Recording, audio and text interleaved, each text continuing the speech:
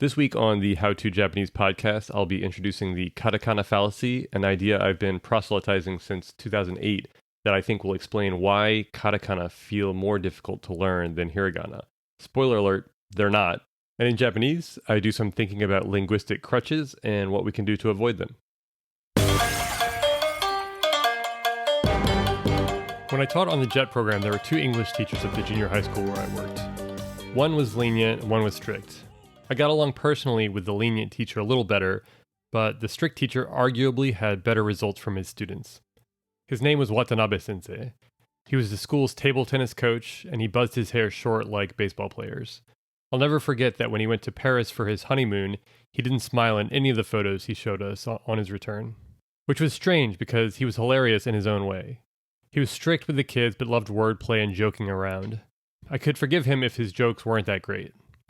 I vaguely remember him repeating this one Japanese phrase over and over, something like tokubetsu tokkun kosu, or maybe tokubetsu tokkun kuizu, or something like that, some kind of special option the students had to earn points, but clearly he just liked the way that it sounded.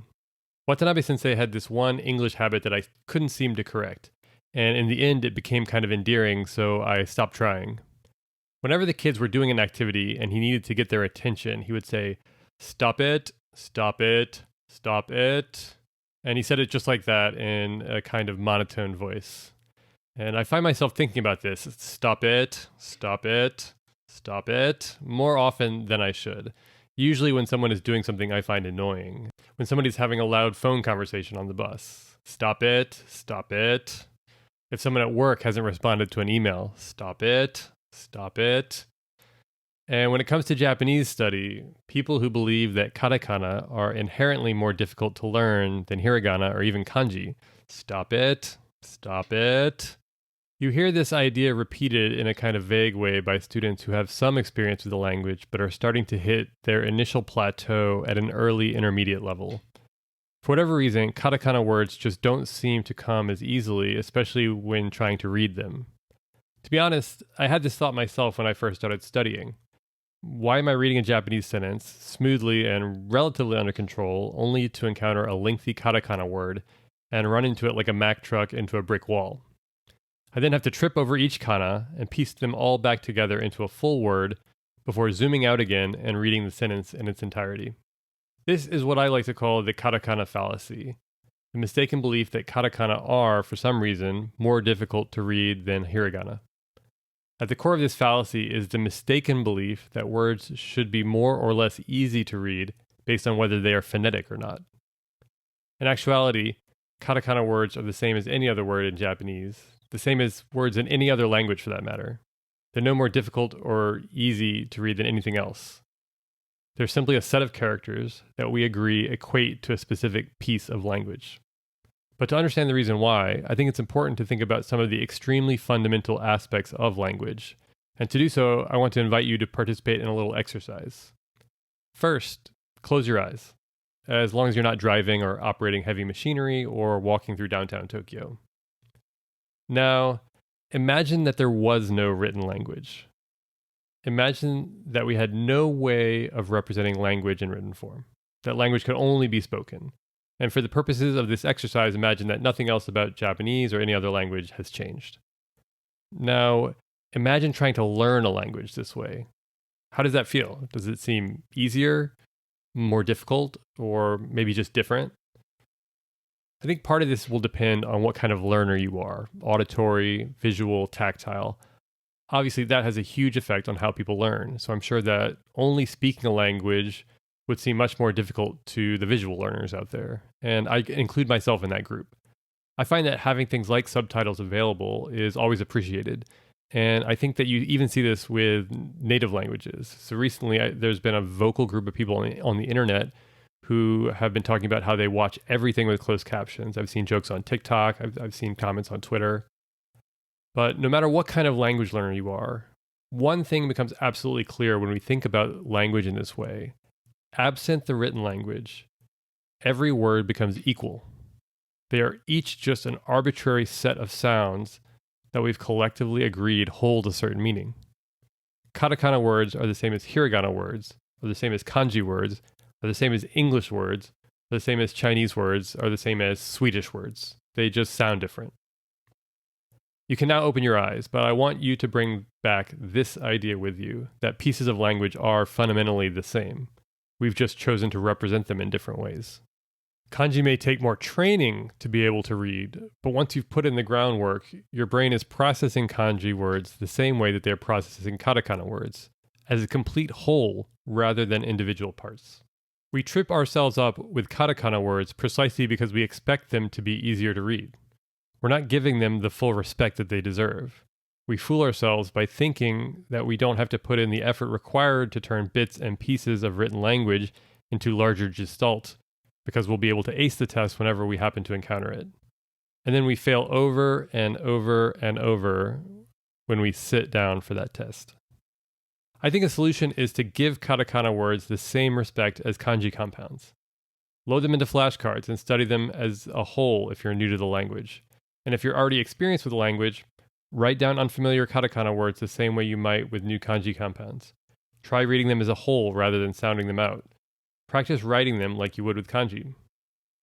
Whatever your solution is, you need to recognize that katakana are inherently no different than any other written word. They are built from smaller pieces of an arbitrary written script, and they require an investment of time and energy to make our brain magically turn them into sounds and meaning. We do this in our mother tongues in somewhat similar ways, and we have similar reactions when we come across an unfamiliar word. Often we're stopped in our tracks, maybe we try to sound it out, maybe we look it up or just read over it based on context. And we do spend time in school learning new vocabulary, helping our brains get used to the way words look. The one thing we don't do is claim that certain words are more difficult than others because they're different. We don't say that Latinate words are more difficult than Germanic words or that Greek words are inherently more difficult. The difference in the visual scripts of kanji and katakana are what make them seem more difficult, and because hiragana are always a starting point and get so many repetitions early on in a student's experience, they will start to feel easier. But you can balance this out by trying to spend an equal amount of time on katakana words. If you're learning kanji, the next time you study one and say 3 corresponding vocab words using that kanji, pick a random katakana and learn 3 words that start with that katakana. I guarantee you that katakana would feel incredibly easy if you learned 2,000 katakana words and drilled them as you do with kanji. In fact, if you use the spaced repetition software Anki, someone has created a deck of 10,000 katakana words. I'll share a link in the blog post for this episode, but you can also search for it on the Anki web service. I'm not sure if this is the best use of your time, but it sure beats succumbing to inertia and continuing to complain about how difficult katakana are. And now that I've successfully red-pilled all of you, it's now your responsibility to carry this forward. Whenever you hear someone claim that katakana feel more difficult, or that kanji are difficult, first you can say, stop it, stop it. Then you can tell them about the Katakana Fallacy. Let them know what implications this have, that katakana are as easy as kanji, that kanji are as easy as an English word, and that nothing is really inherently more difficult than anything else. As long as you recognize that every written language will take time and practice to turn smaller elements into larger, recognizable words, then you'll eventually realize that Japanese is the easiest language in the world, the same as every other language spoken and written.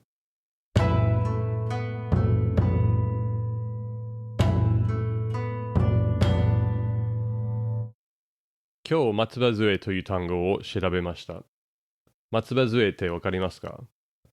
足を怪我してよく歩けない人とか、足の不自由な人が使うものですが、支えとして機能します。